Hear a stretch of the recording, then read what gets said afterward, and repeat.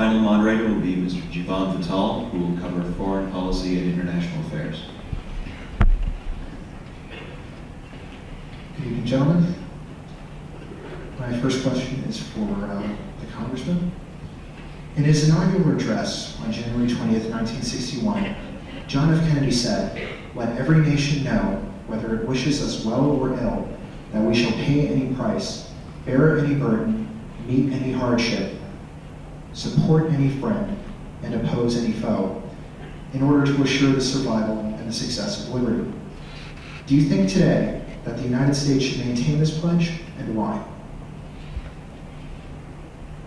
You're asking me about the pay any price part, especially, I assume, the financial part, the military budget. At least that's what I'm going to assume you're getting at, and I hope it is what you're getting at, because I think it's a very, very important question. The military budget in this country is huge, and I'm very tired of people assuming that just because it's a military budget, somehow there should be a blank check involved, or the scrutiny isn't warranted. And I'm especially offended by the practice of my opponent's party and its president in sending up bills that mask the true cost of the war in Iraq and of our defense expenditure. So the military budget is huge. Yes, it's also deceptive. It's deceptive. The Iraq War has been fought with borrowed money, and it has never been on budget. President Bush always comes to the Congress and asks for hundreds of billions of dollars, apart from the normal defense budget. We go borrow that money. There's no talk of any kind of sacrifice or any kind of offsets. We go borrow that money. It gets us deeper and deeper into the whole deficits and debt. And I guess the idea is to mask out the cost of this war. So we need to bring the Iraq War to a responsible end. That needs to be done for many reasons, including budgetary reasons. And then I think beyond that, we need to rethink lots of our Cold War weapons systems.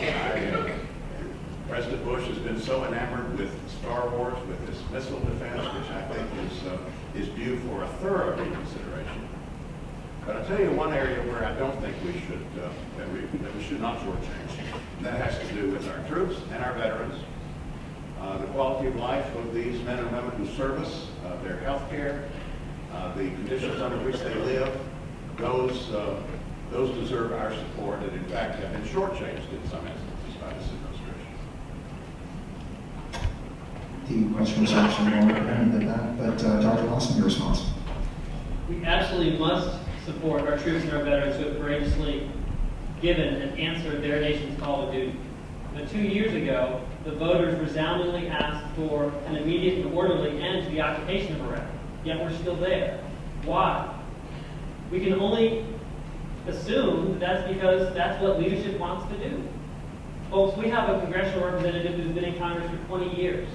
He's a senior person in the party, he's a senior person in congressional leadership, yet he and Nancy Pelosi and George Bush seem to be singing out of the same hymnal on these critical issues.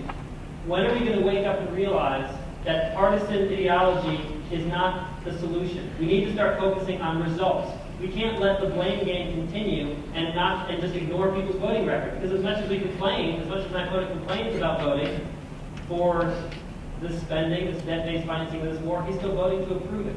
And that's what's got to change. We need principled leadership that is going to honor our commitment to keep America safe, America secure, and honor our troops by doing the right thing for them as well. I don't know what kind of campaign tactic it is to put George W. Bush and Nancy Pelosi in the same box in this regard. It makes me wonder, what have we been fighting about all these years? Of course, there's a great difference. I'm very proud of our efforts to bring this war to an orderly conclusion. Now, because of the resistance of Mr. Lawson's party, particularly their members in the Senate and the President, who has threatened to veto what we're doing at every turn, we have not been able to tie the funding of this war to a timetable for bringing the war to a conclusion. We passed that once, and George Bush vetoed it. We passed it another time, and the Senate Republicans filibustered. Check the record. And I was on the right side of those votes, believe me.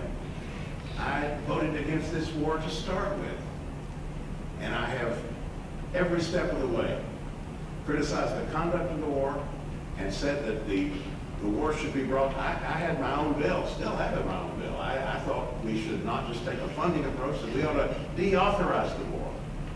That we ought to set a date certain for the war to be deauthorized and then have an exit strategy that got us out by then, alongside the condition of funding.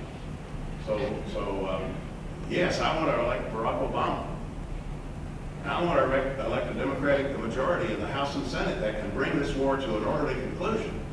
But I think what I heard just now was an unproductive blame game that's not going to get us anywhere.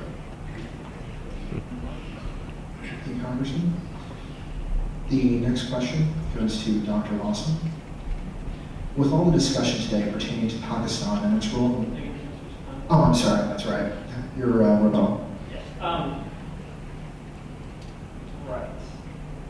Ultimately, the record says it all. And unfortunately, when you look at the record, our representative has been voting for military intervention and voting for being on military offense and economic defense when the Democrats are in power, but he conveniently votes against things when the Republicans are in power. It's a perpetuation of the same system. Under the Clinton administration, our representative voted to enforce sanctions against the people of Iraq, which don't hurt the leaders. Saddam Hussein's not starving to death, but over 500,000 Iraqi children died as a result of those counterproductive sanctions. That's not the way to run a sane and just foreign policy.